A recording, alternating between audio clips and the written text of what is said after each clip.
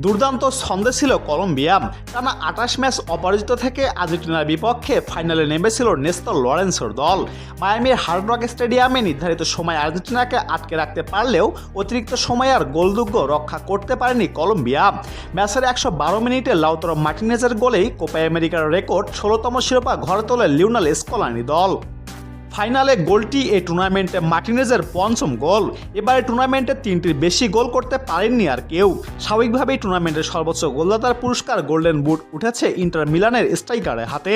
এবারে টুর্নামেন্টে অন্যান্য ব্যক্তিগত সেরা পুরস্কার যারা পেলেন, এক নজরে তাদের নাম দেখে নেওয়া যাক। সেরা খেলোয়াড় হিসাবে গোল্ডেন বল পুরস্কার পেয়েছেন হামেস রদ্রিগেজ। তিনি করেছেন ৬টি অ্যাসিস্ট এবং ১টি গোল। সর্বোচ্চ গোলদাতার পুরস্কার হিসাবে গোল্ডেন বুট জিতেছেন Lautaro Martinez.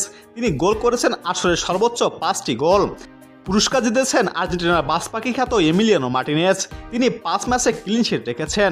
Player play award পেয়েছে কলম্বিয়া।